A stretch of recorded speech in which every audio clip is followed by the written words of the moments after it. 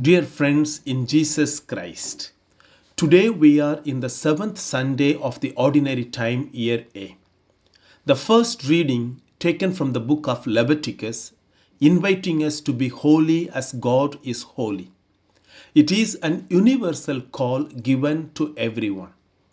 The Gospel reading taken from the Gospel of St. Matthew, which is also part of the Sermon on the Mount, giving us a very clear road map to be holy as God is holy.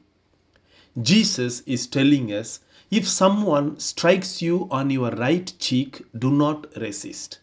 Show your other cheek also.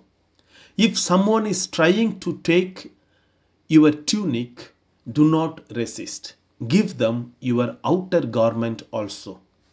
If someone is compelling you to accompany them, do not resist, but go for an extra mile.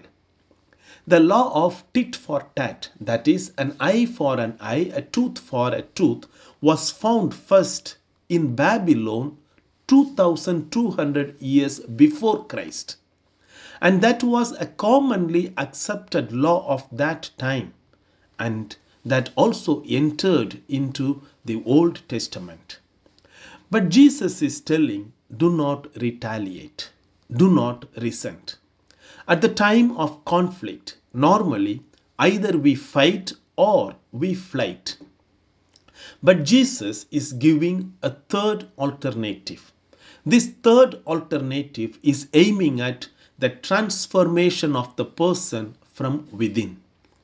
Getting a slap on the face is an insult and a sign of humiliation. No one wants to be insulted or humiliated.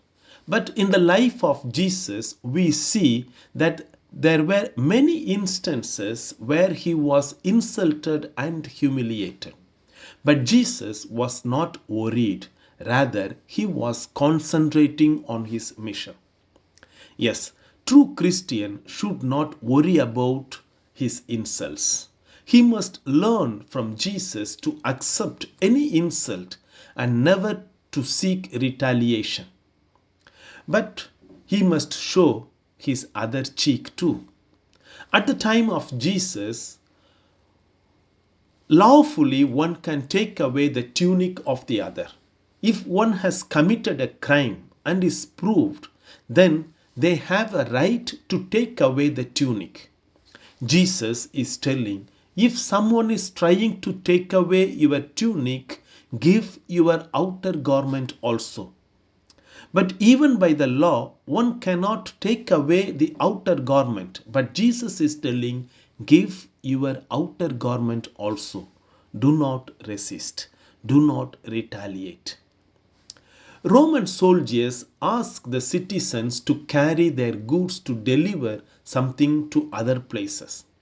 If the citizens refuse, they will be punished. Jesus is telling, do not worry about your personal comfort or freedom. If someone is compelling you to accompany them, go with them even for an extra mile. Thus, the teaching of Jesus is aiming at the transformation of the person. This is the third alternative that Jesus is proposing. Finally, the gospel passage ends with a law of love. We can also call this as Christian love. Jesus tells, love your enemies. Yes, let love be our weapon at the time of conflicts, insults, and sufferings. The love that Jesus mentions here is different from the way we love our dearest and nearest. Jesus uses the different word here. Loving our family members, dear ones and near ones, are of the feeling of the heart. It comes automatically. But to love our enemy, our will is involved with the feeling of the heart. Thus, Jesus uses the word agape when he says to love our enemies.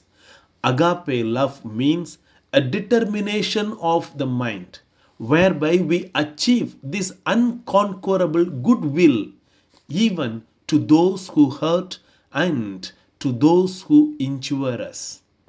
Agape is the power to love those whom we do not like and who may not like us. Dear brothers and sisters, to promote the third alternative, that is to transform from within, we must overcome our insults, give up our rights, come out of our comfort zones, and fight the world with love. Yes, let love be our weapon. Amen.